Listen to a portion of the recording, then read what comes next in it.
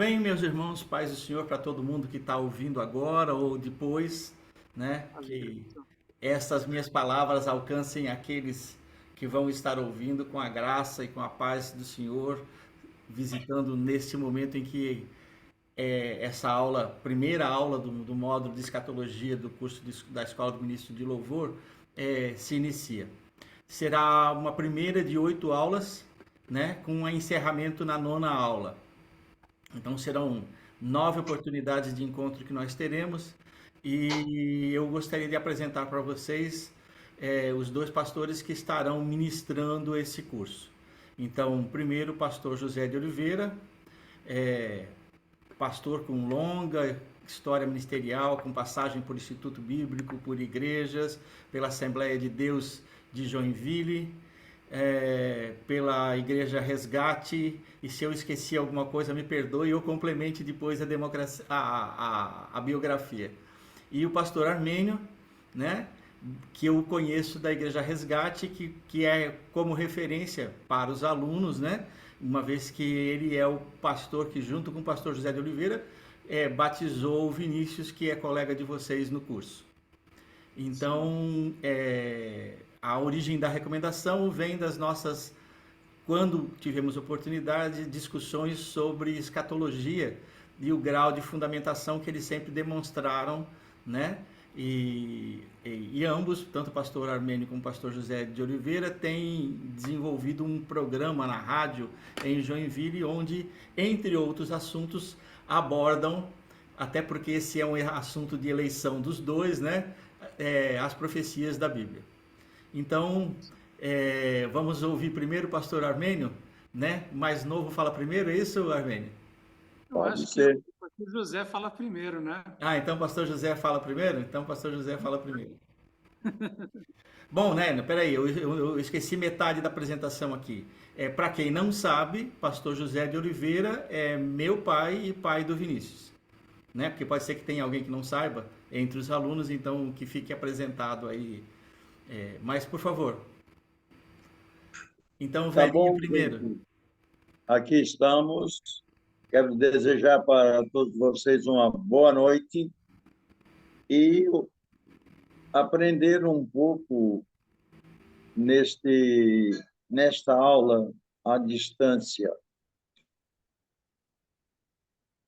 Eu estou meio assim, apesar dos anos, eu estou meio nervoso porque é pela primeira vez que eu faço isso. Falo à distância com alguém. Se me permite interromper, não é não. Se Meus me- programas de rádio, E o rádio é à distância também. meio rádio é à distância também.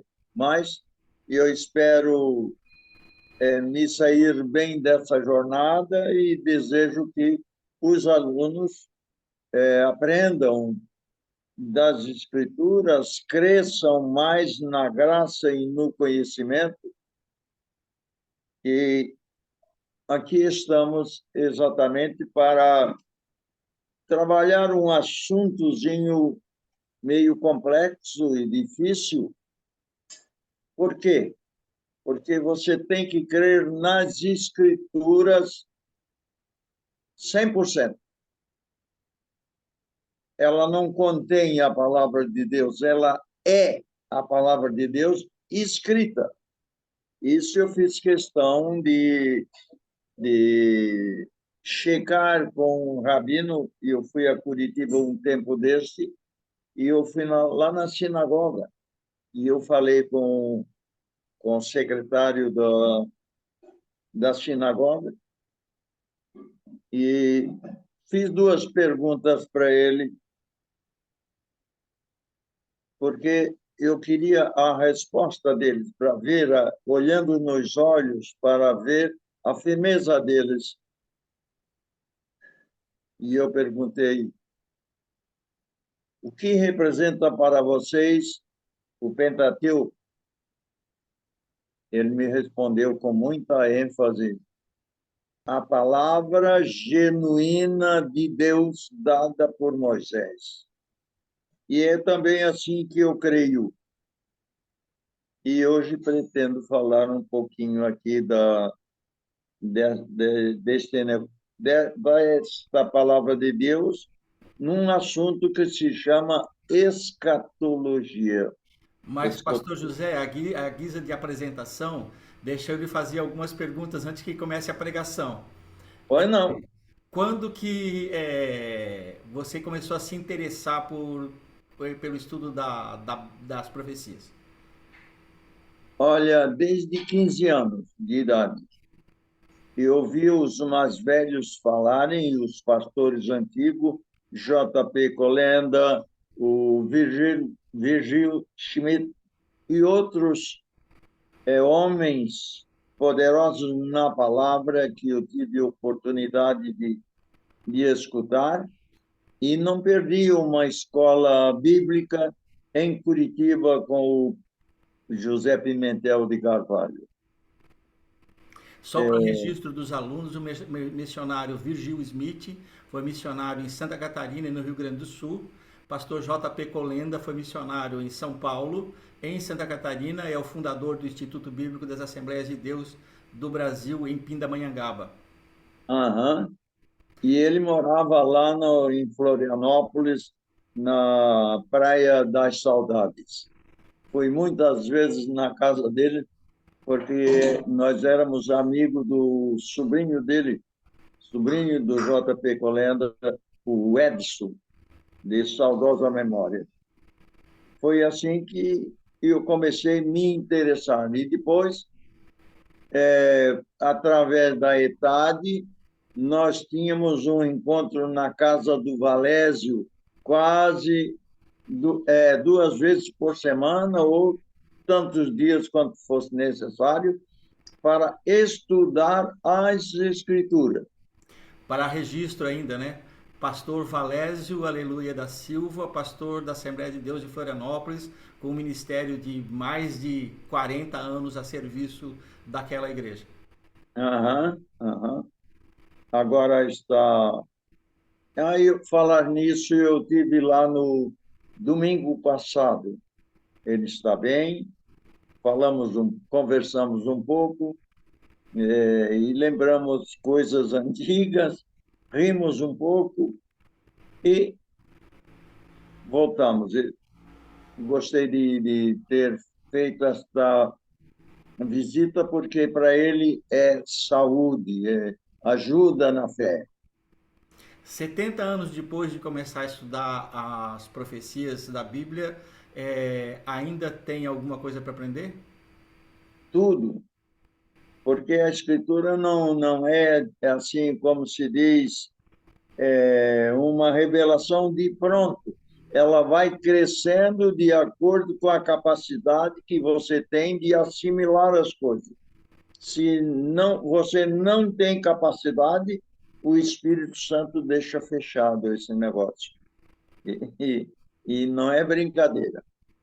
E eu tenho aprendido muito também através do Espírito Santo. Passagens difíceis, e o Espírito Santo me mostra. Eu não sei por que os obreiros não usam esse Espírito Santo com mais frequência para conhecer os segredos das Escrituras. Bom, eu também não sei, mas vamos ouvir o pastor Armênio, então, se apresentando, pastor Armênio. Então, bom, o currículo do pastor José já é extenso, né? Já tem anos aí de estrada. Então, eu gosto de me apresentar. A minha apresentação ela foi mudando ao longo dos anos, né? E hoje ela começa dizendo que eu sou um cidadão do céu, que nasceu em Portugal, que veio para o Brasil em 86, que constituiu família, e nessa época em Portugal é cristão romano, né? Católico romano, e nós viemos para a nossa conversão efetiva de nascer de novo, do novo nascimento, aproximadamente 14 anos, mais ou menos 14, 15 anos. Começou em 2008, né? Foi uma fase ali, 2008, 2009, então tem mais ou menos 15 anos a nossa conversão. E desde que a gente se converteu, a gente frequentava a Igreja Resgate, né? Que era a igreja que o pastor José presidia, né? Junto com o pastor Sebastião. Então, assim, de currículo de conversão seria esse, né? Mas eu faço a mesma pergunta que eu fiz para o pastor José. Quando que você começou a se interessar pelo estudo das profecias bíblicas? Então, o interessante é que, é, embora a gente ainda não tivesse passado pelo novo nascimento, mas eu sempre gostei das coisas de Deus. Então, o meu sogro e eu, meu sogro também era católico romano, mas a gente gostava de conversar e ele conhecia um pouco de Bíblia. Então, sempre teve esse interesse pelo Apocalipse, pelas coisas do fim, e ainda não estava plenamente convertido, digamos assim, né? Então, esse despertar ou esse gosto, ele já vem de muito tempo. E ele se acentuou depois da nossa conversão, depois que eu conheci o pastor José. Então, digamos que os assuntos combinaram, né? Ele era uma fonte de inspiração e de conhecimento nessa área. E em 2012 eu tive a oportunidade de ir em Minas Gerais, eu acho que é Poços de Caldas, universidade, teve um congresso do pessoal da Meia-Noite, como é que é? Esqueci o nome do ministério, chamada Meia-Noite, alguma coisa assim. E lá foram lançados alguns livros de escatologia, que eu, inclusive, trouxe alguns para o pastor José. Deixa eu fazer uma interferência, pastor Américo, para registro. O jornal Chamada da Meia-Noite existe desde a década de 60 e é um ministério que se dedica a observar as profecias bíblicas e inferir, fazer perguntas sobre o seu cumprimento. Exatamente. E naquela oportunidade foi um ano muito especial, porque foram lançados vários livros de estudos, especificamente sobre essas profecias, né? Então foi um material muito rico que eu trouxe, presentei o pastor José. Então digamos que isto estava já latente dentro de mim e quando conheci o pastor José ficou mais forte ainda e de lá para cá cresceu mais em conhecimento, em entendimento e assim a gente pode hoje sentir que Jesus está chegando. E além disso, também Deus fala muito em sonhos comigo. Então também tive vários sonhos ao longo desses anos, indicando que está muito próximo à conclusão de muitas profecias. Bem, aqui apresentados os pastores, eu me despeço da turma. Pastores, fiquem à vontade, a classe é de vocês. Ok. Então vamos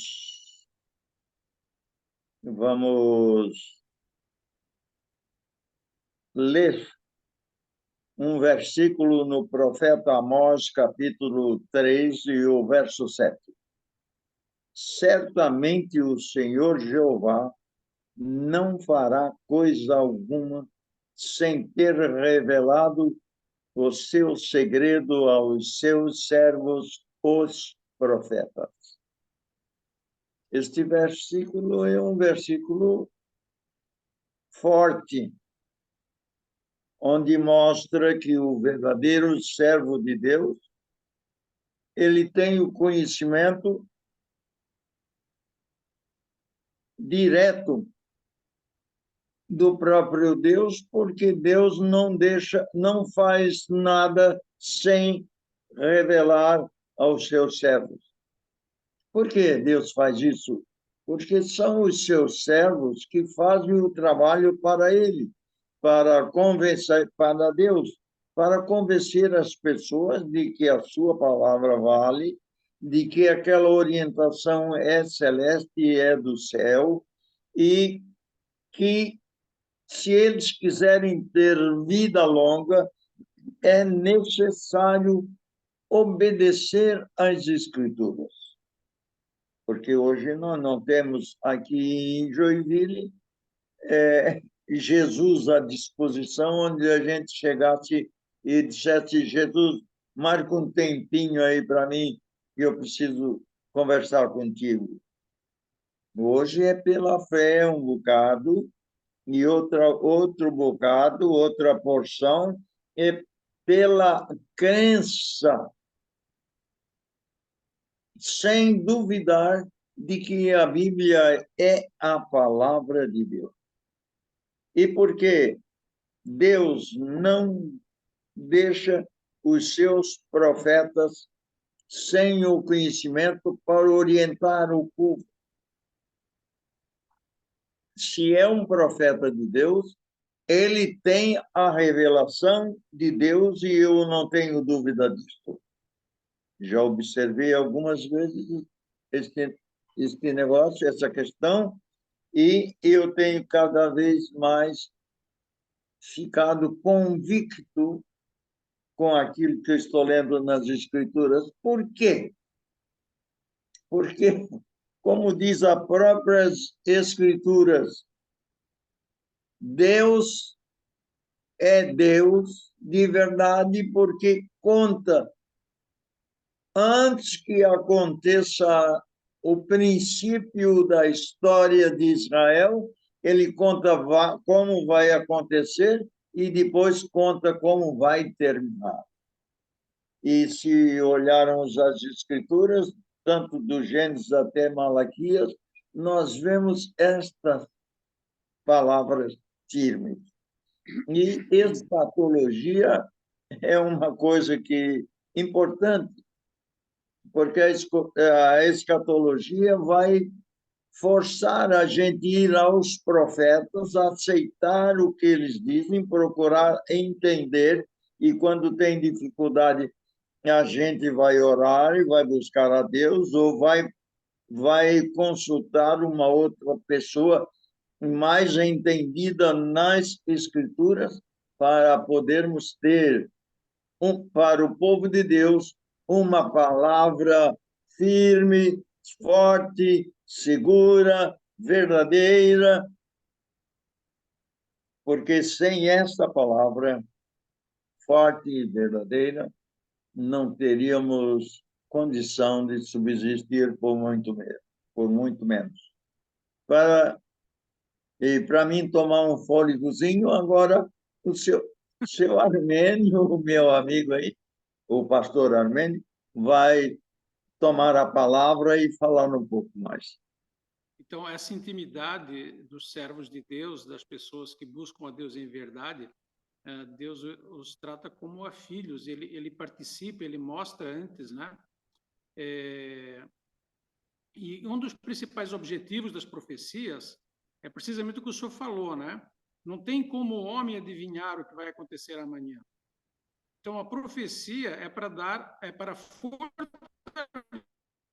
a nossa fé na caminhada, para fortalecer a fé nos momentos difíceis, para que a nossa esperança da salvação, da vida eterna, ela não morra, ela não se enfraqueça dentro de nós.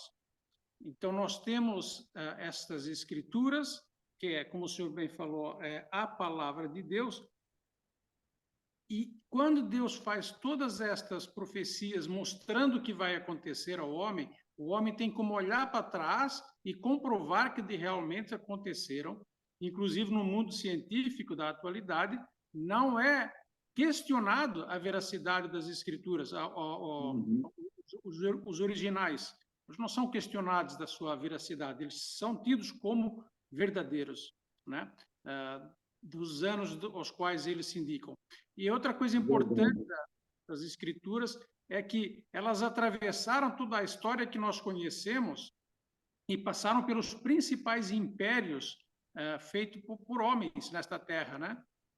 Então, não tem como questionar.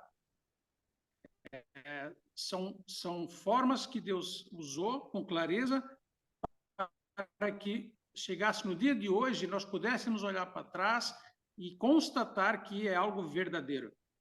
Por exemplo, quando o senhor citou Amós, né, que ele não faz nada sem antes revelar aos seus servos, os profetas, podemos ver Gênesis capítulo 6, né, quando ele fala a Noé que ia exterminar toda a carne da terra, né?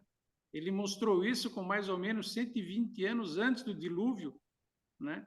Então, Deus fez uma pregação para aquela sociedade, para aquele povo.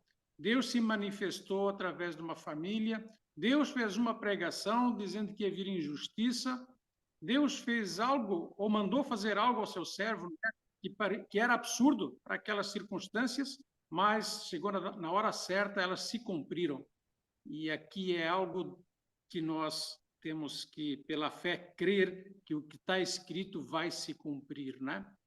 E dentro deste parâmetro, eu gostaria de, já que nós estamos falando das profecias, ler um pequeno resumo aqui de Daniel, capítulo 9, no verso 24 até o 27, que estes 3 versos, 4 versos, eles dão um resumo de todas estas profecias. Então, Daniel aqui, ele está lá terminando os 70 anos de escravos na Babilônia, e eles estão, então, para sair e voltar para Israel, para a reconstrução. Então, é neste contexto que Daniel tem esta revelação, que o anjo aparece para ele e lhe mostra o que vai acontecer. Então, daquele momento até o que ainda está por vir, além dos dias de hoje, né?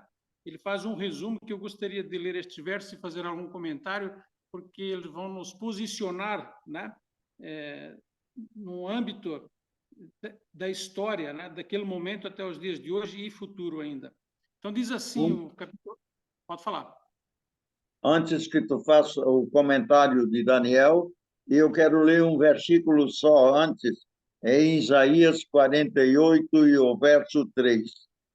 As primeiras coisas desde a antiguidade as anunciei, sim, pronunciou-as a minha boca, e eu as fiz ouvir apressadamente, as fiz e passaram. Que, lá no início, Deus fez as coisas, ele já disse com antecipação o que ia acontecer, e é o que nós vamos tentar resumir aqui na nossa fala. Tá? Para complementar o que o senhor falou, Isaías 46:10 também enfatiza isso, né? Desde o princípio anunciei o futuro, desde a antiguidade, aquilo que ainda não acontecera. Eu afirmo, o meu propósito será realizado. Certamente farei tudo o que me apraz. É uma sentença dada pelo próprio Deus através do profeta Isaías, né? Confirmando e dando esse diferencial de texto. Por isso que a Bíblia não é um livro qualquer, é o único livro que é vivo, porque é a palavra de Deus que ela atuou naquele momento e está atuando até hoje, em verdade, para aquele que se chega a ela, né? E não foi em vão que Jesus disse: as minhas palavras são espírito e vida. Glória a Deus. É isso mesmo. Bom, então vamos lá. Vamos para o Daniel. Daniel capítulo 9, a partir do verso 24, vai dizer assim: 70 semanas, o anjo está falando o anjo Gabriel está falando para o Daniel, né? Para dar o entendimento. Então, ele está dizendo, Daniel, olha, 70 semanas estão determinadas sobre o teu povo e sobre a tua santa cidade, para extinguir a transgressão e dar fim aos pecados e expiar a iniquidade e trazer a justiça eterna e selar a visão e a profecia e ungir o santo dos santos. Sabe e entende. Desde a saída da ordem para restaurar e para edificar Jerusalém até ao Messias, o príncipe, 7 semanas e 62 semanas. As ruas e as tranqueiras se reedificarão, mas em tempos angustiosos. E depois das 62 semanas, será tirado o Messias e não será mais. E o povo do príncipe que há de vir destruirá a cidade e o santuário.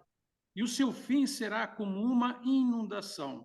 E até o fim haverá guerra.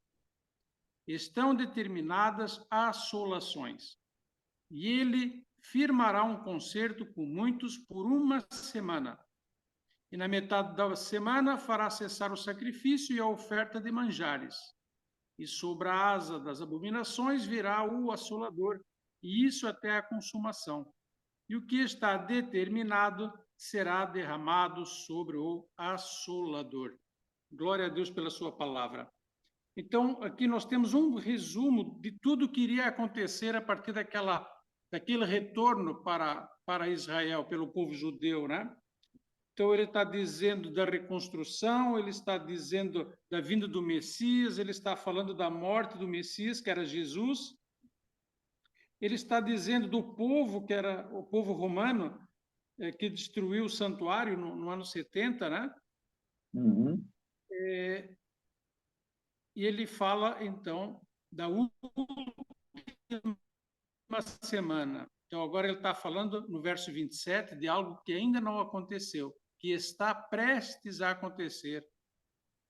Muitos, como eu, entendem que está muito perto disso acontecer, esse plano mundial, esse governo mundial. Então, no verso 27, é algo que está por vir ainda. Então, eu creio que esta profecia de Daniel, ela nos dá um entendimento do espectro, da amplitude da profecia e do plano da salvação e da redenção para a humanidade e para o povo judeu, né? Que há dois caminhos aí andando que ao longo destes encontros nós vamos esclarecer, né? Nós vamos dar mais. E aí, pastor José? O Daniel fez um resumo do calendário profético. Acontecer desde a Babilônia, a partir da Babilônia, o final do cativeiro, até o Apocalipse. Isso mesmo. E eu estou certo disto. Então, vamos aqui.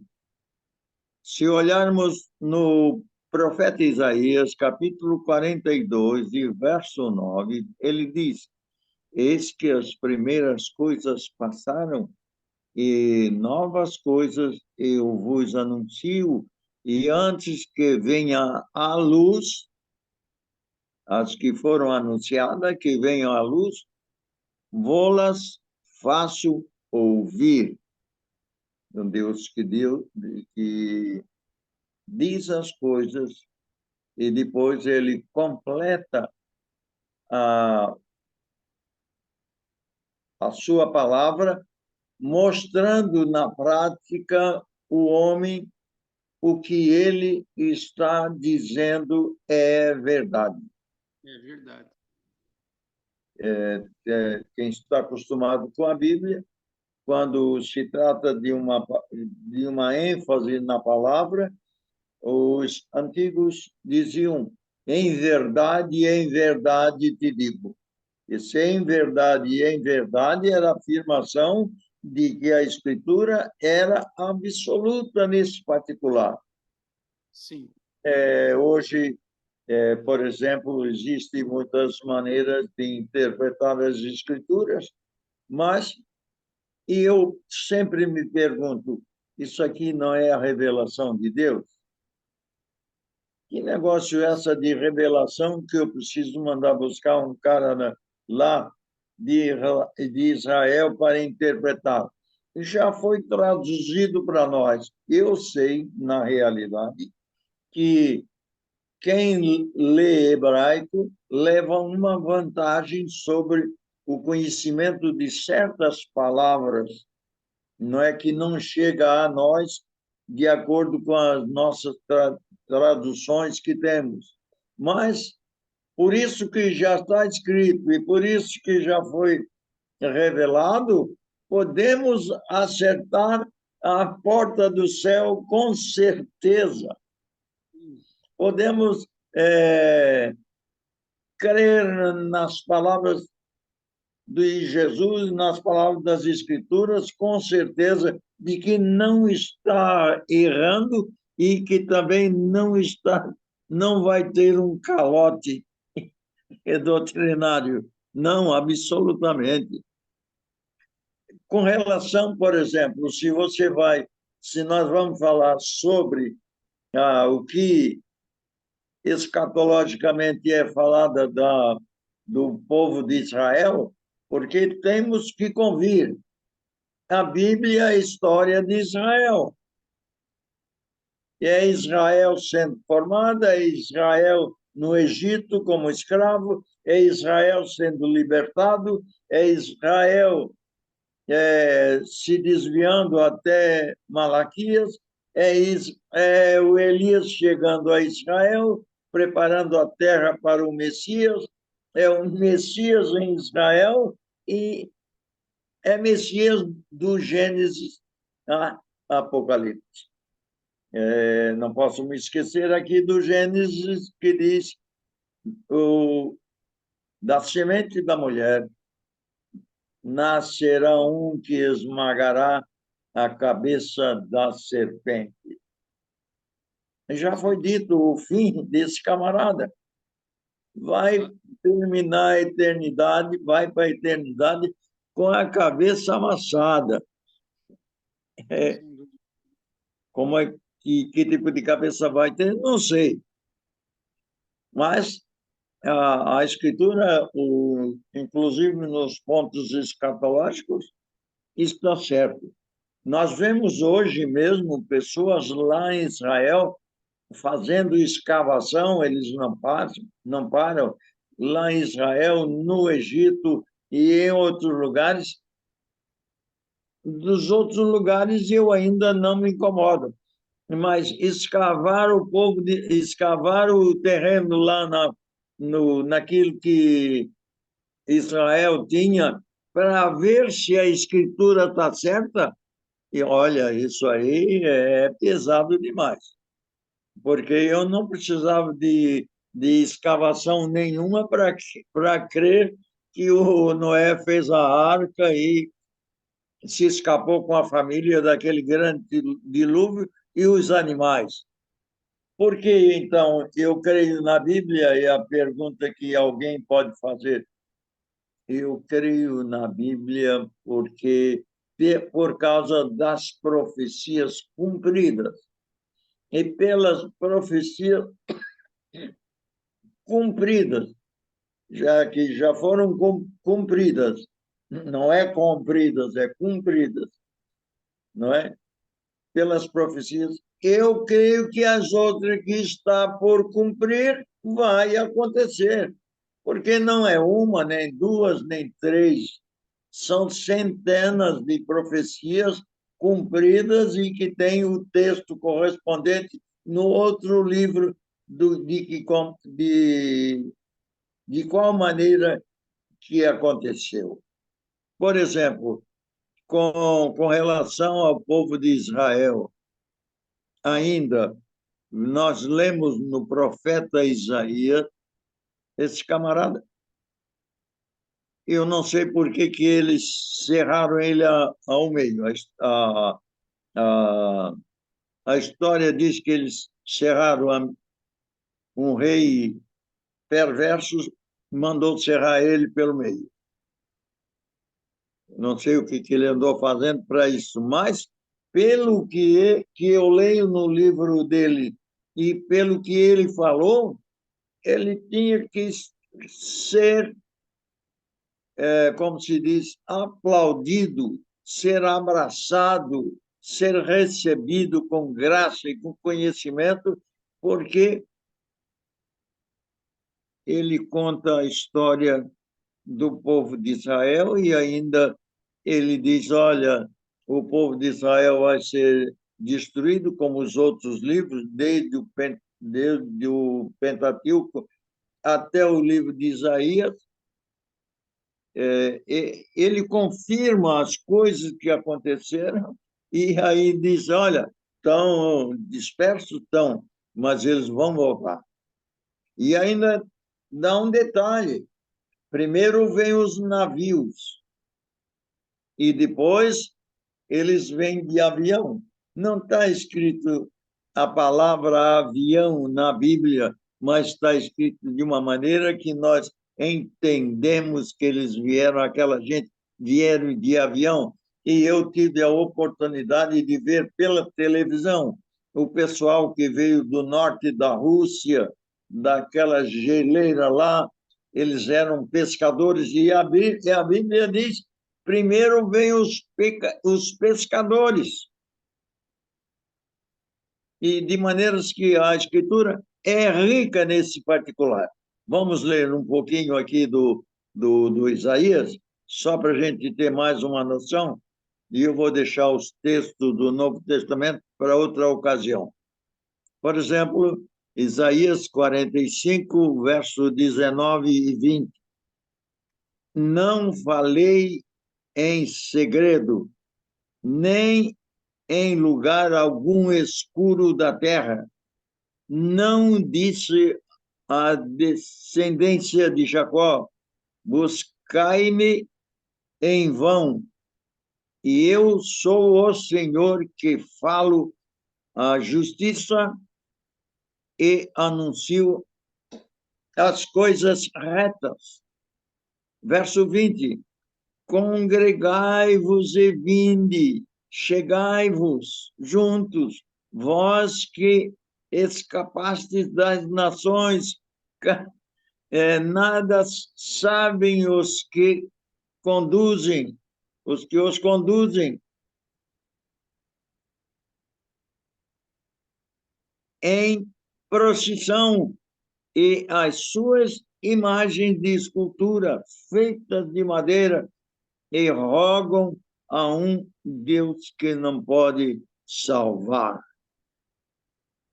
Ele mostra as coisas, não só o que vai acontecer depois, mas mostra o que eles estão fazendo de errado também. Por quê? Porque Deus é santo. E Deus é tão bom que ele quer que a gente seja santo quanto ele, para morar com ele mais adiante. E o Nicodemos, conversando com Jesus, numa certa hora, Jesus disse: Nicodemos, Deus amou o mundo de tal maneira que deu o seu Filho unigênito. Eu nunca entendi esse tal maneira. Esse tal maneira é muito grande. Deus amou o mundo de tal maneira que deu o seu Filho unigênito para que todo aquele que nele crer não pereça, mas tenha a vida eterna. Eu fui levado, uma certa ocasião, a estudar o calendário hebraico. E o calendário hebraico tem as festas. Deus determina as festas. Terça, a Páscoa, depois vem o Pentecostes, e depois vem as outras festas dos outros trimestres. Deus gosta de festa, mas se nós estudarmos o lado da festa da Páscoa, parece que fica assim um pouco difícil de a gente entender, mas eu creio porque é a palavra de Deus. Eu creio porque é a palavra de Deus. De outra maneira, eu não aceitaria, não. Porque também penso, porque Deus fez uma festa para matar o seu filho.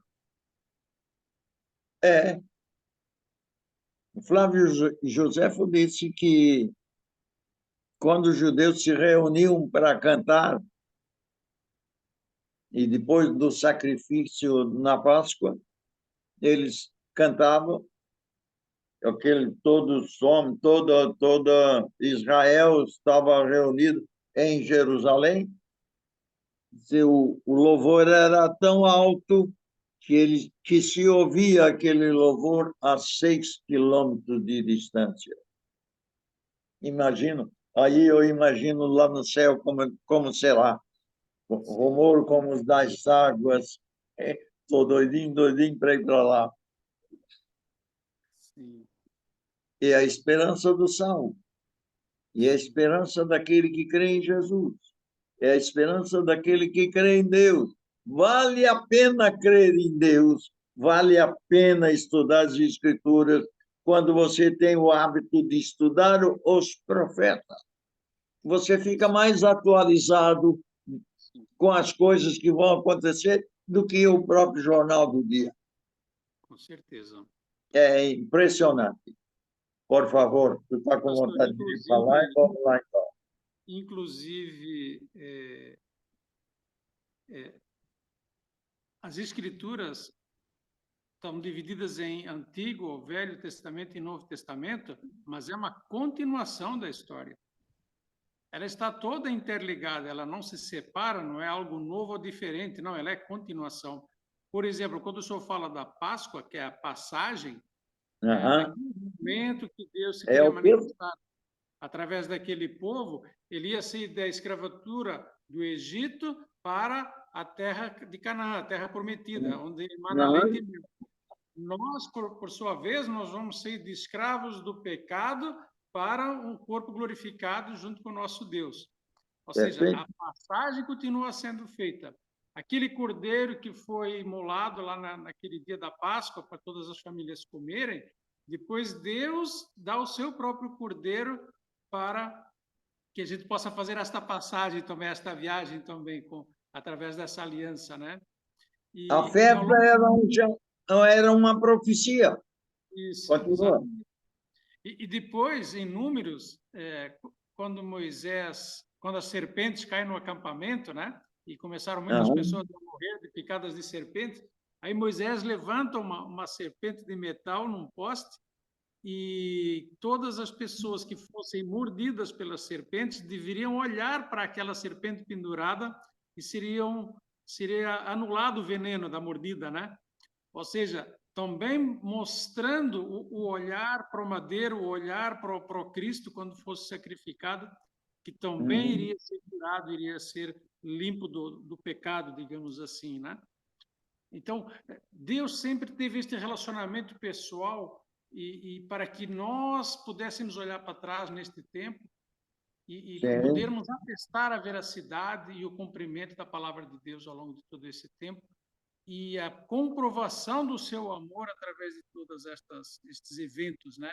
Por exemplo, quando o senhor citou aí as festas que o nosso Deus é um Deus de festa, inclusive fez uma festa para matar o seu filho, conforme diz na palavra, né? As festas são santas convocações. Elas têm um propósito de glorificar ao nosso Deus, de adorar ao nosso Deus com tudo aquilo que Ele nos dá. É o nosso reconhecimento através de uma expressão carnal, né? De uma festa, de uma alegria que se manifesta através do corpo, através de dança, através de cânticos, através de sorrisos e de lágrimas, né? Algo palpável na presença do nosso Deus na carne, neste espaço-tempo, no mundo físico, né? É a interação do mundo espiritual com o mundo físico, né? Sim, senhor. E diz que isso dá muita alegria no céu quando isso acontece, quando o nome de Deus é glorificado na carne aqui nesta terra. Por isso que a fé viva, ela é uma glorificação a Deus. Por isso que o nosso viver, embora a gente às vezes não perceba, não sinta no nosso corpo o que acontece quando eu glorifico a Deus, quando eu ajo em verdade, amor e justiça, eu posso não sentir os benefícios disso, mas no céu isso é palpável e mensurável e é motivo de glórias a Deus. Olha, eu estou olhando aqui os meus apontamentos e me lembrei do profeta Isaías 46, verso 9 e 10. Lembrai-vos das coisas passadas desde a antiguidade, que eu sou Deus, e não há outro Deus, não há outro semelhante a mim. Ele desafia todo mundo, o universo inteiro. Verso 10. Que anuncio o fim desde o princípio e desde a antiguidade as coisas que ainda não sucederam, que digo, o meu conselho será firme e farei toda a minha vontade. É como diz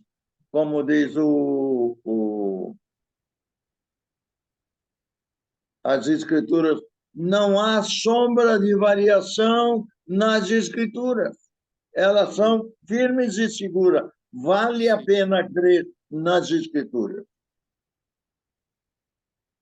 Fale. Sim.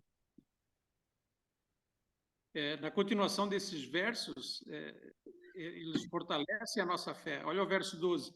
Ouvi-me, ó duros de coração, vós que estáis longe da justiça. Faço chegar a minha justiça e não estará longe, e a minha salvação não tardará. Mas estabelecerei em Sião a salvação e em Israel a minha glória. Ou seja, a primeira parte já está cumprida, que foi a vinda de Jesus, né? E agora, quando Jesus voltar novamente, ele vai estabelecer em Jerusalém a cidade que só o adora, ou seja, a glória dele vai estar presente na terra, nesse governo milenar. Então, estamos aqui nos versículos do Velho Testamento, olhando os profetas, porque estas palavras são as palavras de Deus proferidas pelos profetas. Sim. Aqui ainda no Isaías, eu escrevo aqui que uma das funções do estudo à escatologia é dar consolo, paciência, tranquilidade, evitando o desespero. Sim. Quanto mais você se aprofunda nas Escrituras, menos desesperado você fica. Mais firme você fica para ir lutar contra o mal. E o Isaías 44, verso 8, ele diz: não vos assombreis, nem temais, porventura, desde então, não vos fiz ouvir e não vos anunciei, porque vós sois as minhas testemunhas. Há outro Deus além de mim? Não, não, não há outra rocha que eu conheça, não há. Glória a Deus. Aqui nós vemos que é uma satisfação no próprio Deus em demonstrar para o homem que ele é único. Isso. Aliás, lá no Antigo Testamento tem uma oração que os judeus recitam quando morrem. Ouve, ó Israel, Adonai é o teu Deus. Adonai é um. Ele diz isso lá durante a vida várias vezes, e quando ele vai partir, que ele sente que a morte vai chegando, ele recita esse verso em voz alta. Ouve, ó Israel, Adonai é o teu Deus. Adonai é um, ou se quiser dizer Jeová, para mim é a mesma coisa. Jeová, Jeová é o teu Deus, também não mudem em nada. Que naquele momento da história, o povo judeu estava escravo no Egito, né? E eram Aham, muitos deuses que existiam, não só no Egito, mas em todas as regiões. Então, aham, quando Deus escolhe aquele povo para se manifestar na terra, ele tem que deixar bem claro quem ele é. Esse povo tem que dar testemunho do seu Deus, assim como nós hoje temos que dar testemunho do nosso Deus. Mas, aproveitando aí essa parte lá de trás, aqui em Deuteronômios, no capítulo 18, Deus usa Moisés para anunciar a vinda de Jesus lá no verso 15, capítulo 18 de Deuteronômio, verso 15, diz assim: o Senhor teu Deus te despertará um profeta do meio de ti, de teus irmãos, como eu. A ele ouvireis. Verso 18. Eis que lhes suscitarei um profeta do meio de seus irmãos, como tu, e porei as minhas palavras na sua boca, e ele lhes falará tudo o que eu lhes ordenar. E será que qualquer que não ouvir as minhas palavras, que ele falar em meu nome, eu o requerirei dele. aqui é uma chamada de atenção, né? É, Porque quando o nosso Deus é a própria palavra e ele é a própria verdade e a própria justiça, então quando nós ouvimos a palavra da verdade e da justiça, e se nós não dermos a devida atenção, Deus irá requerer isso de nós. Ou seja, nós não e temos, nós não temos como desculpar que não conhecíamos ou que não, não não sabíamos. temos. E Moisés, segundo o Talmud, não na Escritura, segundo o Talmud, os anciões perguntaram para ele como nós vamos saber que o Messias está no nosso meio. Ele, ele orientou a colocar uma cadeira a mais nas sinagogas.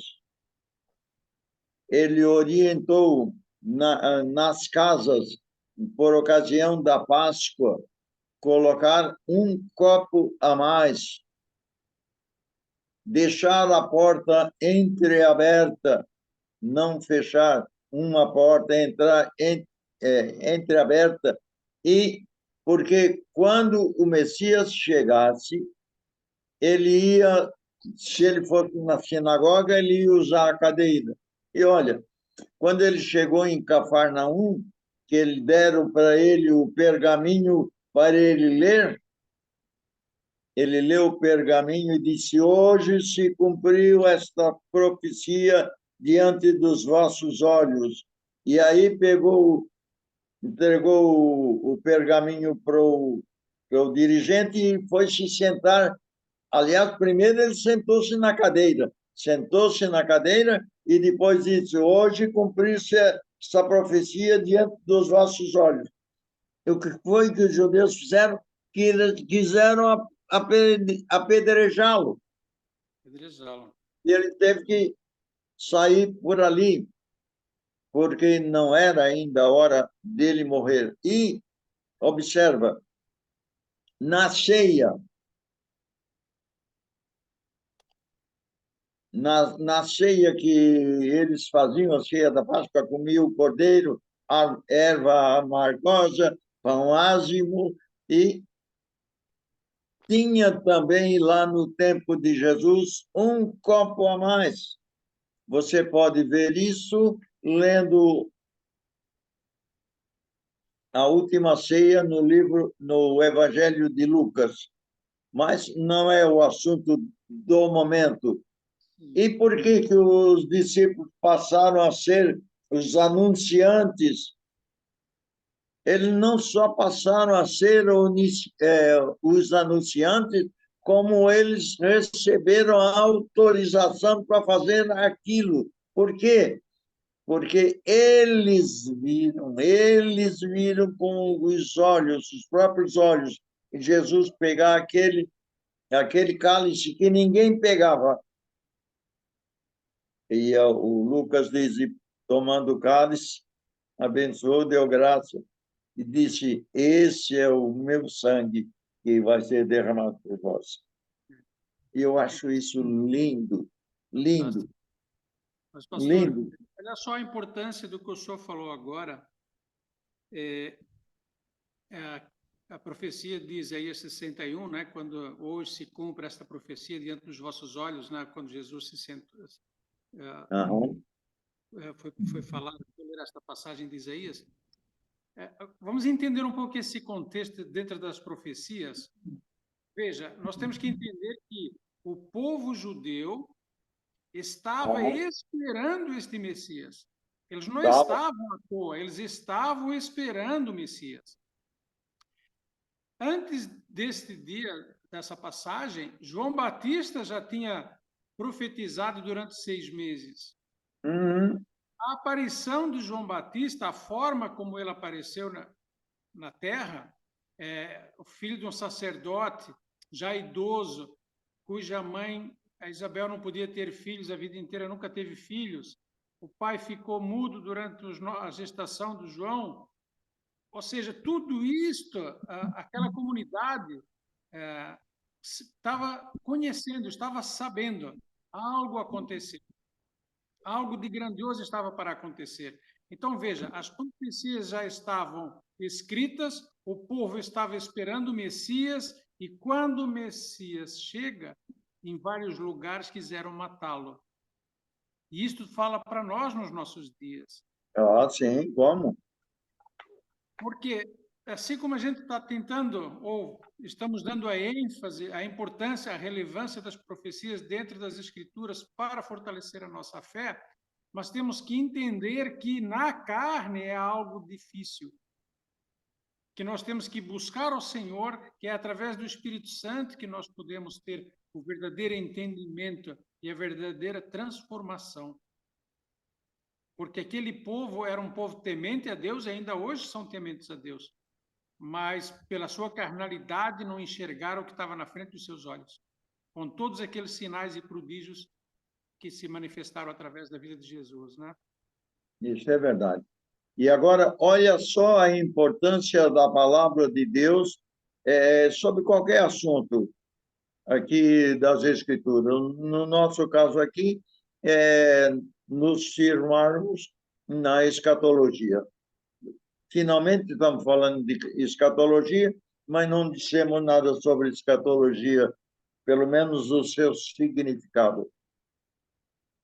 Escatologia vem de uma palavra grega, grega não, a raiz dela é hebraica, mas foi trazido para nós. Como é que é formada essa palavra? Logia, estudo, escatos, últimas coisas, estudo das últimas coisas. Essa que é a história. Então, às vezes, alguém pode pensar que agora isso já foi. Não, não foi, não. Por quê? Porque Jesus disse: eu sou o Alfa e o Ômega. O Alfa a gente já sabe que foi, que aconteceu, não diante dos nossos olhos, mas é história no mundo. Hoje é história no mundo. Mas o Ômega é o que nós estamos esperando agora. Nesse mundo tenebroso, estamos esperando a vinda do Ômega. Do rei. Então, vemos aqui, vamos ler um pouquinho de Bíblia e pastor, vamos ver aqui. Só usando o que o senhor acabou de falar, deixa eu ler esta profecia de Jeremias 23, rapidamente. Leia. Jeremias 23, verso 5, diz assim, ó: eis que vem dias, diz o Senhor, em que levantarei a Davi um renovo justo, e, sendo rei, reinará e agirá sabiamente e praticará o juízo e a justiça na terra. Um verso também completo, que naquele momento de Jeremias estava anunciando a vinda do Messias e o papel dele na terra. A segunda parte do verso ainda não aconteceu. Ele praticará o juízo, ele vai vir praticar juízo agora na próxima vinda, né? E a justiça na terra, porque ele reinará em justiça no milênio. Então, a segunda parte do verso ainda está em aberto para a gente conversar mais adiante nessas aulas. Sim. Então, no Gênesis, capítulo 18, verso 17 a 19, no verso 17, ocultarei, e disse o Senhor, ocultarei eu a Abraão o que faço? Isso aqui é um privilégio e tanto.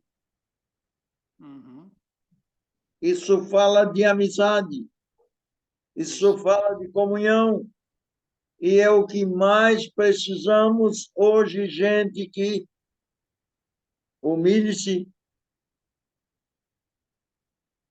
e procure, deixe de procurar bobagem e procure intimidade com Deus, comunhão com Ele. Sim. Bom, daqui a pouco eu estou chorando aqui nesse negócio, mas isso comove o meu coração. Me desculpa aí o seu mestre, mas E, Não posso ser de outra maneira. No verso aproveitando essa... Pode falar. visto que Abraão certamente virá a ser uma grande e poderosa nação, e neles serão benditas todas as nações da terra. Estamos aqui incluídos nesse negócio aqui. Glória a Deus. É uma Olha, coisa extraordinária. olha como termina esse verso. Porquanto obedecestes à minha voz. Aham. Este é o segredo, a obediência a Deus, independente das circunstâncias. Tudo. A parte dele, das profecias, vai se cumprir. A nossa, como a gente já viu aqui em outros versos, é de ouvir e obedecer a Deus pela fé. Só é isso que se ouvir, tá, toma conhecimento. Agora, obedecer é ter fé que aquilo é verdade. Isso. E É viver por colocar isso. fé naquilo, colocar fé naquilo, e que vai acontecer. Não adianta E esta isso fé vai ser acontecer. comprovada, hein, pastor? Esta fé vai ser comprovada com o nosso viver. Sim, senhor. Se vivemos em verdade, amor e justiça. Se buscamos a Aqui, transformação, se lutamos contra o pecado. aqui caberia o sermão das bem-aventuranças, né? Sim, sim. Capítulo 5, 6 e 7 de Mateus. Tem umas coisinhas lá que encaixam nisso aqui perfeitamente. Deixa eu ler mais um pouquinho. 19. Porque eu tenho conhecido que, olha só essa expressão, ele, Abraão, há de ordenar a seus filhos e a sua casa depois dele, para que guardem o caminho do Senhor, para agirem com justiça e juízo, para que o Senhor faça vir sobre Abraão o que acerca dele foi falado.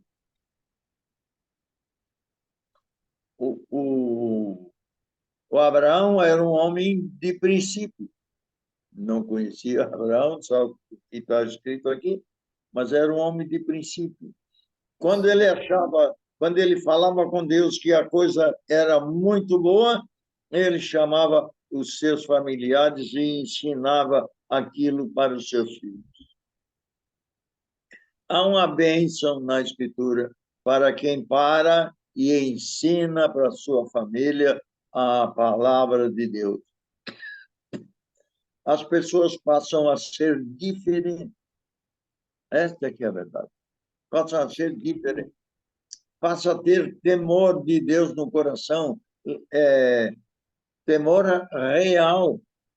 Não é medo, mas é um Esse, respeito acompanhado de obediência para dar esse sequência à temor, palavra. esse temor se traduz no viver, de Ah, acordo com o que Deus espera.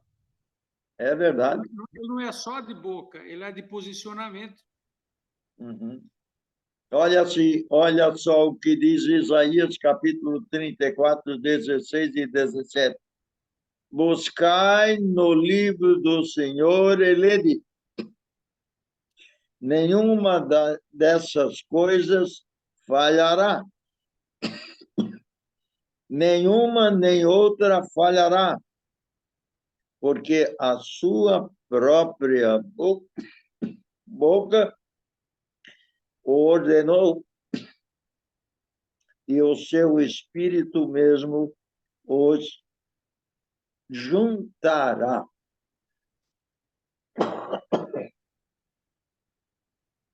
Armênio, é sua. Deixa eu tossir um pouco. Sim. Toma uma água aí, pastor. Há pouquinho eu falava de João Batista, né? No livro de Malaquias, no capítulo 3, verso 1, diz assim: Eis que eu envio o meu mensageiro que preparará o caminho diante de mim. E de repente virá ao seu templo o Senhor, a quem vós buscais. E o mensageiro da aliança, a quem vós desejais, eis que ele vem, diz o Senhor dos Exércitos. Então, é neste contexto que aquele povo estava, sendo que fazia 400 anos que Deus não falava através de profeta para o povo, né? Deus tinha virado as costas para o povo. Porque Deus aconselha você como um filho.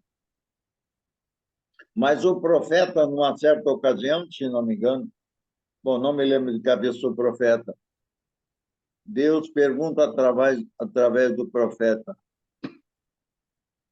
andarão dois juntos se não estiverem de acordo? Deus deixou o pessoal e andar por conta dele. E quando ele começou a andar por conta dele, ele não voltou para o Egito. Ele foi para a Rússia, para a Alemanha, espalhado pelo mundo inteiro. Sim.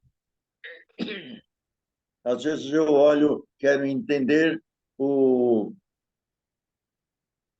porquê dos fornos crematórios, que levou milhões de pessoas, milhões de judeus, que tinham esperança num Deus Todo-Poderoso. Deus, o que acontece é que Deus sempre tem um carrasco à disposição para filhos desobedientes. Isso Então, mesmo. não adianta. Ele tem. E no outro texto da Escritura, ele diz: dura coisa é cair nas mãos do Deus vivo. Crê na palavra. Jesus, você nota na palavra de Deus, quando lê, que você tem, Deus dá vários conselhos para o homem. Por exemplo, no livro de Deuteronômio tem um conselho especial. Ele apresentou a lei para aquela geração que saiu do deserto. Sim. E lá no capítulo, um dos últimos capítulos, ele diz: eis aqui eu estou apresentando para vocês a vida e a morte. Escolhei a vida para que vivas. Por que o judeu passou por onde passou? Porque eram desobedientes e não queriam fazer as coisas como Deus tinha planejado.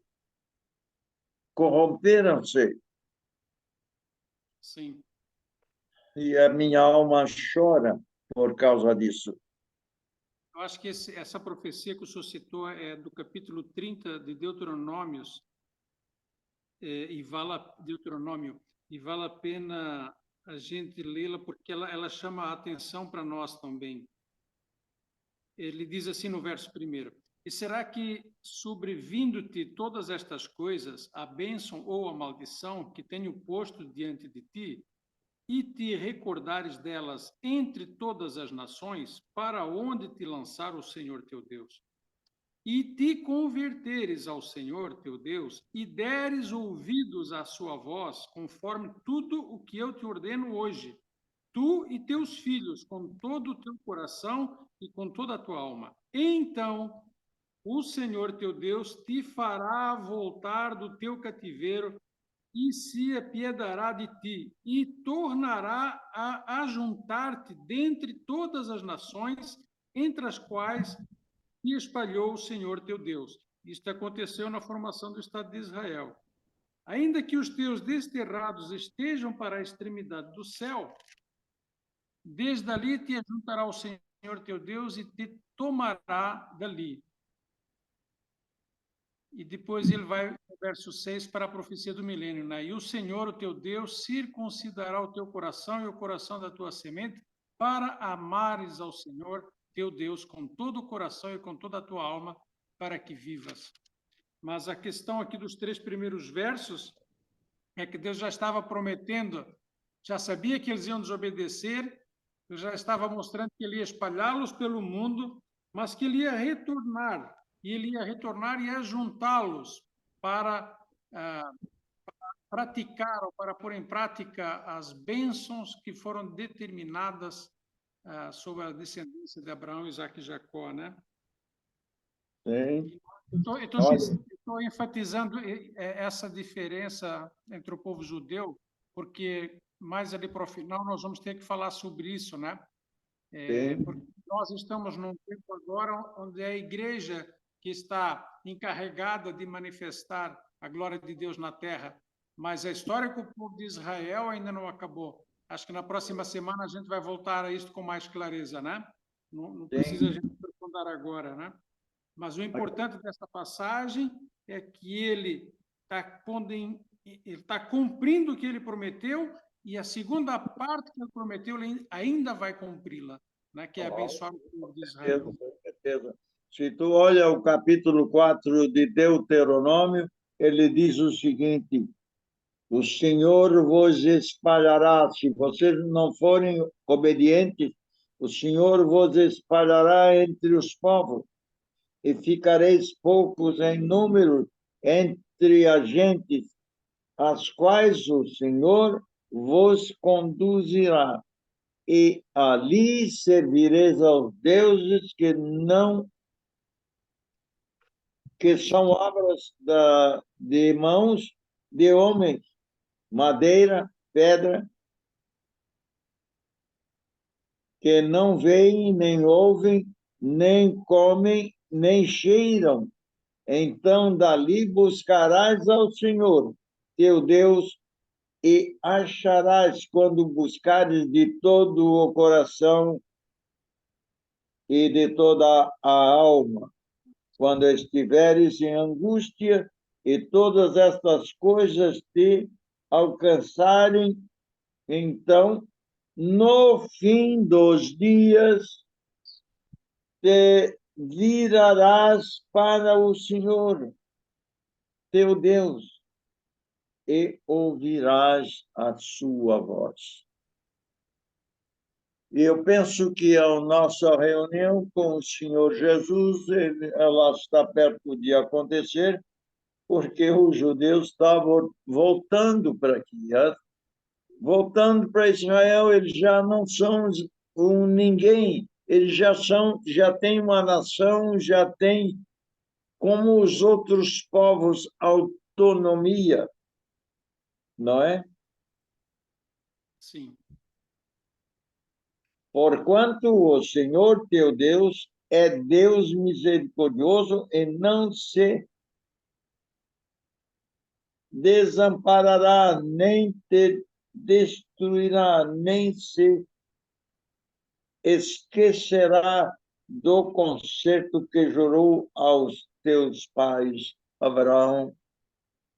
Deus está apenas corrigindo o seu pessoal. E quando nós lemos, então, sobre as dificuldades que vai existir mais para frente, como tempo de angústia de Jacó ou grande tribulação, nós vemos que isso não é definitivo e que é apenas uma maneira de fazer despertá-los Sim. para que eles voltem para o caminho do Senhor. Porque o Deus, quando a Escritura fala que quando nos últimos dias eles se arrependerem mesmo, Deus vai buscar o seu pessoal. Ainda falta voltar uma porção de gente. E tem outras pessoas também que são judeus, mas não sabem que são judeus e vão entrar nesse negócio aqui. Sim, senhor, porque a Escritura não pode deixar de ser cumprida. É verdade. E essa também é uma forma de linguagem de Deus nesta terra, né? Neste espaço físico, né? Porque na carne as pessoas se afastam de Deus e se esquecem. Aí, quando vem o castigo de Deus, é como naquele ambiente negativo ou doloroso, é como eles não tem mais para onde correr e clama a Deus, né? Entende Aí, que só aí Deus pode socorrer. corre para Deus. Então, a linguagem de Deus, a forma dele se expressar, ela não é como a nossa, né? A nossa, Não, na terra, a gente quer é o sossego, o bem-estar, o sombra e água fresca. Mas, para Deus, as circunstâncias favoráveis à carne geralmente afastam a criatura do Criador. Mas a sim. adversidade acaba aproximando. E eu não estou fazendo aqui apologia a sofrimento, mas, infelizmente, né, é na necessidade, é na dureza que você percebe que o outro lado é melhor, né? Ou seja, é no inferno que tu vê que o céu é bom, né? Lá aquela passagem do Lázaro e do rico, né? Que Ah, o rico sim. foi para o inferno e depois o Lázaro, mas como, cara? Me dá uma gotinha de água, só me dá uma gota de água. Não, mas não posso, não tem como chegar aí. Mas Há ele um estava abismo sofrendo. entre nós. Há um É, abismo entre puxa, nós. manda alguém lá avisar os meus parentes. Pô, mas nós mandamos os profetas, vocês mataram os profetas, você acha que vão acreditar em mortos? Se não acreditam nos vivos, né? Sem dúvida. O senhor estava falando, eu estou lendo aqui no Isaías 50, no verso 6, 5 e 6, que está mostrando a forma de agir do Senhor Jesus, né? Como ele agiu. E diz assim, ó, no verso 5, Isaías 50, versos 5 e 6. Diz assim: O Senhor Jeová me abriu os ouvidos e eu não fui rebelde. Não me retiro para trás. Sou firme. As costas dou aos que me ferem e a face aos que me arrancam os cabelos. Não escondo a face dos que me afrontam e me cospem. Ou seja, o Senhor Jesus se mostrou firme para aquilo que ele veio fazer. Ele não arredou. E nós temos que buscar o caráter de Cristo. E faz parte desse pacote de fé, de crer em Deus e nas suas profecias, eu me comportar nesta terra de acordo com este posicionamento, ainda que tenha que ser cerrado ao meio, como esse profeta Isaías foi. É algo duro, né, de se pensar, de se imaginar, né, porque a carne vai dizer, mas que Deus é esse que permite que um profeta seja cerrado ao meio? Então a carne ela vai achar uma justificativa para negar a Deus, para fugir de Deus. Não, esse Deus não é amor, esse Deus é violento, esse Deus é machista, esse Deus é duro, esse Deus é carrasco, esse Deus é um monte de coisa. Não, ele se expressa com clareza. Você tem eu acho que é a única religião que onde o nosso Deus se mostra com clareza, ele se expõe, ele se entrega, e ele se fez carne, e ele se manifestou entre nós, e ele não nos pede nada que ele não tenha feito. Ah, sim. Ele não nos pede nada que ele não tenha nos dado o Espírito Santo para vencermos. E ele é um Deus de compaixão. Se você olhar para o que Jesus fez, eu vou citar só um texto só. Jesus não gosta de ver ninguém triste, ninguém chateado, ninguém aborrecido. Ele consola, ele conforta, ele dá uma mensagem de ânimo. Por exemplo, o capítulo 14 é uma mensagem de ânimo de João. Não se turbe os vossos corações. E eu botaria meus filhos ou meus apóstolos. Crede em Deus, crede também em mim. Na casa do meu pai há muitas moradas. Se não fosse assim, eu vos teria dito, vou preparar lugar. E quando for e vos preparar lugar, eu virei outra vez para mim.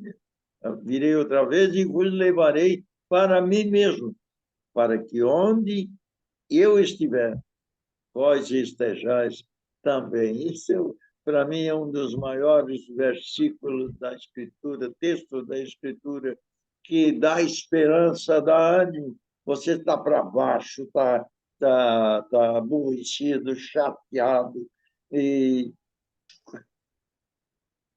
pensando até com maus pensamentos, mas quando você olha Jesus e começa a ver Jesus, o caminho que ele andou, e ainda ali no capítulo 14 de João, ele diz essas palavras para confortar os discípulos que estavam tristes porque ele disse que ia morrer. Sim, Ninguém quer perder uma coisa boa, não é? isso. E é por isso que eu gosto de ler as Escrituras. Gosto de ler as Escrituras mesmo. Eu, eu lendo os profetas, um dos profetas que mais me chama a atenção é o profeta Zacarias.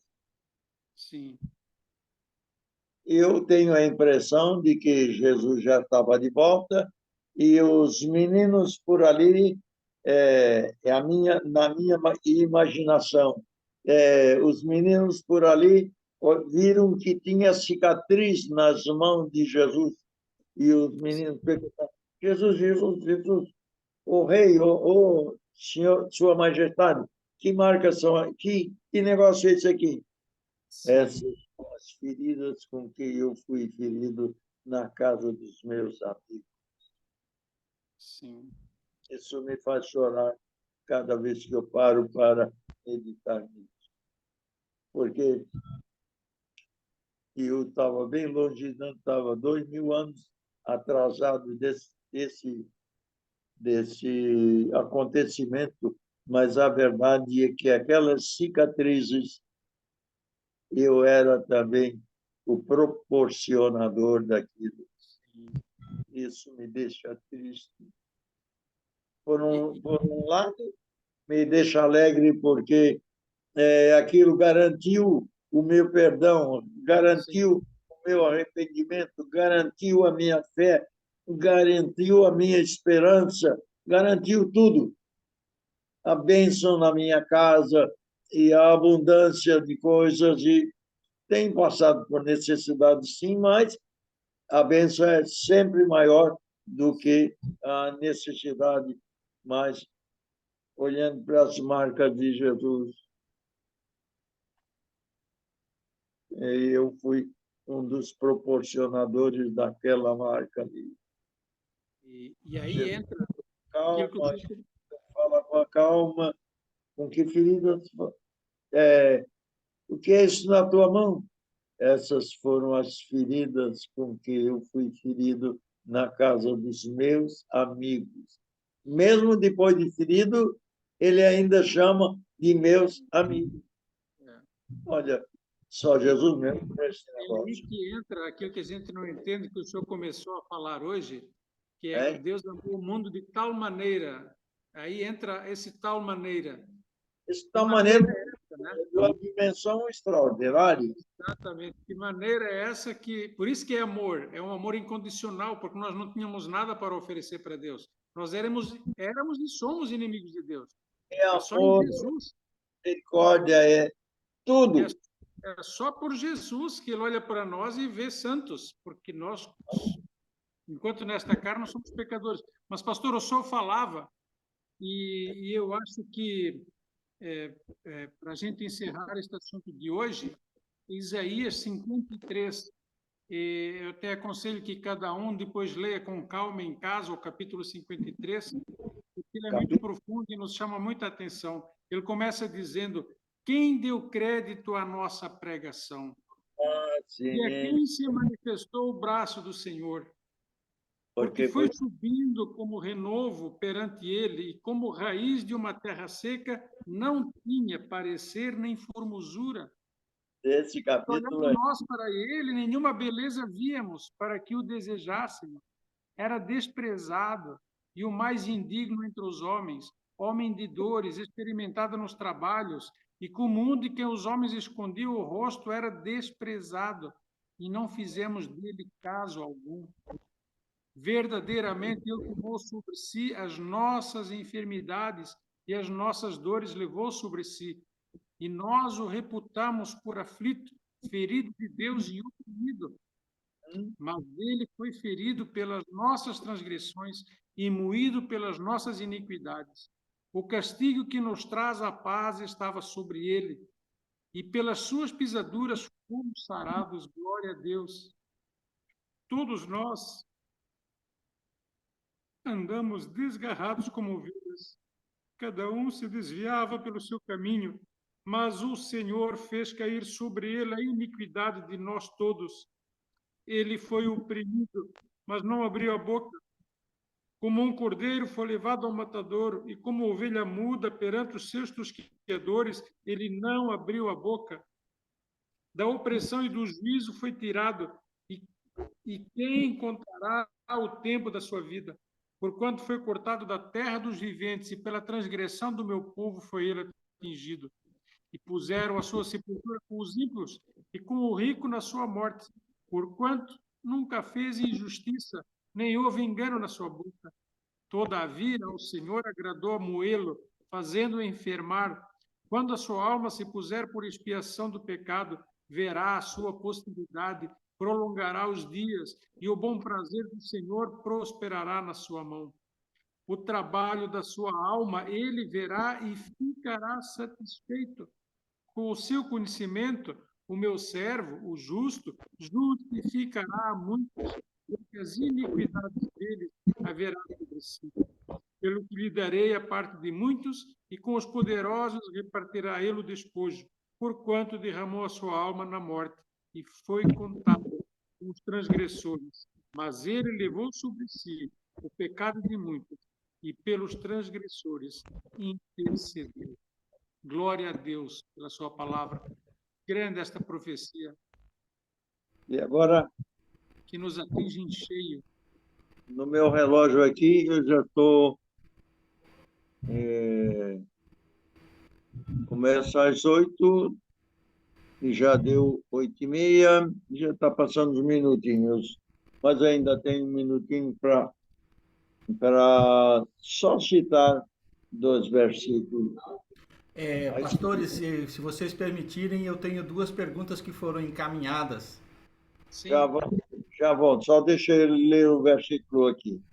Isaías, capítulo 60, e o verso 8 e 9. Quem são estes que vêm voando como nuvens e como pombas às suas janelas?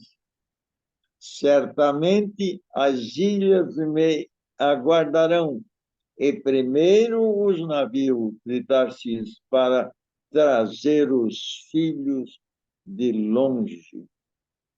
Esse texto é extraordinário. Ele dá detalhes ainda, outros detalhes, quando você vê aqueles aviões grandes fretados especialmente para trazer judeus, repatriar judeus, e eles, quando descem do avião, a primeira coisa que eles fazem, se ajoelham e beijam a terra com lágrimas. Você vê que aquilo não é só um serviço de homem, mas é um serviço de Deus. Fala. Glória a Deus. Vamos lá, são 2 as perguntas que foram encaminhadas. A primeira é assim: foram citadas várias profecias do Antigo Testamento, cumpridas em Jesus e cumpridas na história de Israel. É verdade dizer que...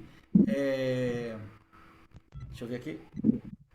É verdade dizer que a gente precisa estudar as profecias cumpridas e conhecê-las para ter confiança nas profecias do futuro? Olha, se você é nascido de novo, esta aceitação da palavra de Deus de maneira incondicional, o Espírito Santo já bota na tua alma. Agora, à medida que tu vai estudando os profetas cada vez mais, vai te confirmando aquilo que você sentiu lá no quarto, quando estava de joelho, orando e meditando. Não sei se eu respondi, mas eu te respondo. Não, eu também não sei, eu só fiz a pergunta. Eu entendo que o ser humano, sendo um ser racional, e Deus sabe disso, então, pela razão do entendimento, entender a existência de Deus. No livro de Romanos, no capítulo 1, vai falar sobre isso com mais ênfase, das coisas criadas. Então, as profecias, como a gente consegue comprová-las, nos dão dentro de nós puxa, então Deus existe, só Deus pode fazer essas coisas. Porém, isso não significa que você já esteja salvo, porque você entendeu que é uma verdade. Você vai precisar do Espírito Santo. Conforme a gente viu aqui na maior parte das profecias, há uma condição, né? Volte-se para mim. Obedecer a Deus. Né? Quando a gente obedece a Deus, aqui há essa troca do mundo espiritual para o mundo físico, essa transformação dentro de nós, de dentro para fora. E as pessoas que convivem conosco é que vão testemunhar se nós somos convertidos ou não. Então, as profecias, elas estão na palavra, porque Deus sabia do nosso intelecto, da nossa razão, que nós iríamos analisar e questionar. Então, se você olhar a Bíblia, ela também é um registro civil. Tá? Os nomes estão registrados, as famílias, quem é filho de quem, quantas gerações passaram até Moisés, até Jesus, está tudo documentado. Em que impérios que tiveram, com que reis lidaram, o que aconteceu. Está tudo documentado para quê? Para que seja comprovado. Ninguém pode chegar e dizer é mentira, porque está escrito. Porque, como este mundo jaz no maligno, o inimigo sempre vai querer distorcer as situações. E ainda que a Bíblia seja inquestionável, mas ninguém dá muita bola para isso. Mas nós estamos falando para a igreja, nós não estamos falando para o mundo. Então, veja que as pessoas daquela cultura de Israel que esperavam o Messias foram os mesmos que o mataram. Não foram os outros povos que mataram a Jesus. No caso, estava o Império Romano ali, mas foi quem mandou matar foi os judeus. Então, nós temos que entender que é para aqueles que foram chamados que têm que obedecer a Deus. Porque os demais já estamos condenados. O mundo está condenado. Só em Jesus, quem aceitar e quem aceitar ser transformado, que vai ser salvo.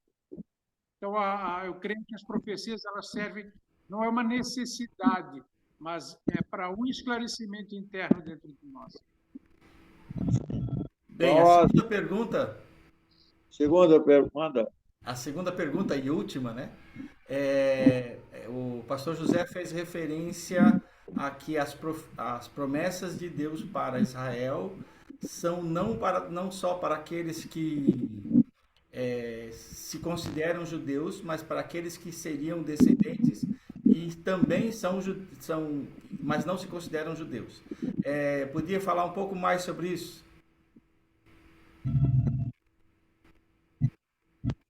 Foi Deus quem prometeu que ia repatriar todos. Se tu olhar a história de imigração, de retorno de Israel, por exemplo, as histórias do norte, no norte tem muito judeu ainda que não se decide.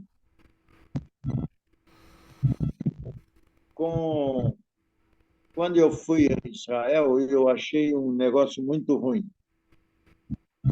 Foi constatar de que aquela maioria de judeus que estava lá eram ateus, não criam em nada.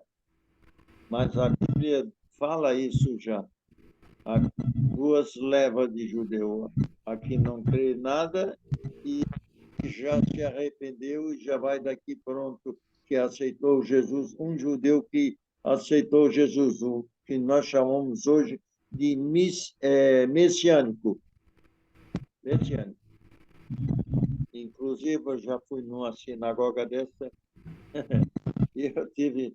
Fazia muito tempo que eu não ia à vigília, mas aí o rabino me convidou para ir à vigília. Ele disse, olha, amanhã nós temos vigília, vai começar às 9 horas. Se tu quiser vir, estamos aqui. Eu fui à vigília.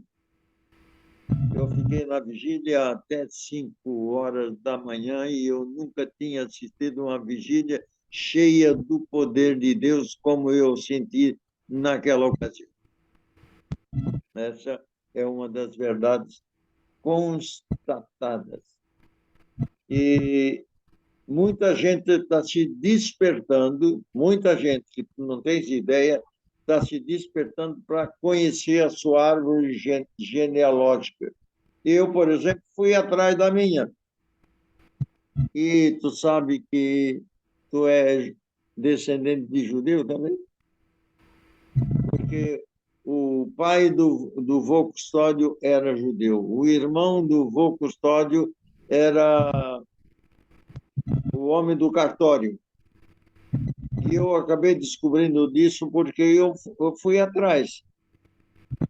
Fui lendo a história. Tem um momento que o Dom Pedro precisava arrecadar impostos, tá? E os portugueses não queriam. Os portugueses queriam achar mina de ouro, pedras preciosas e aquele negócio todo. Então, o Dom Pedro foi na colônia judaica, porque já existia aqui no tempo do Império colônia judaica. E o judeu perguntou se eles não queriam arrecadar impostos. Eu disse, olha, eu arrecado impostos para você, mas se você transformar o emprego do cartório, o uso do cartório, de maneira que saindo veio o meu filho saiu, meu filho nos dê esse contrato com proporções hereditárias. Está me faltando a palavra agora que eu queria. E o Dom Pedro disse, está certo. Meu padrinho, o Tiago, era judeu, filho de judeu. O vô Custódio e a avó Luísa eram também descendentes de judeu. A avó era Oliveira e o vô era Pereira. O irmão dele era o dono do cartório. E os cartórios estavam todos nas mãos de judeus. Como é que eu sei disso? Porque o Castelo Branco, quando deu o golpe e tirou aquele desmando, atravessou-se no desmando administrativo do Brasil, um dos decretos dele foi fazer com que os cartórios fossem regidos não de maneira hereditária, mas por concursos, como todos os outros cargos da República. Eu tinha, opa, nós éramos judeus mesmo. Bom, quero agradecer aos pastores. Nos encontramos na próxima sexta-feira, às 20 horas, aqui nesse mesmo canal. Até lá. Eu não sei se tu ficou contente, mas... Fiquem na paz do Senhor. Ok. Olha, vou tentar ser melhorzinho na outra. Foi excelente, foi excelente. Glória a Deus.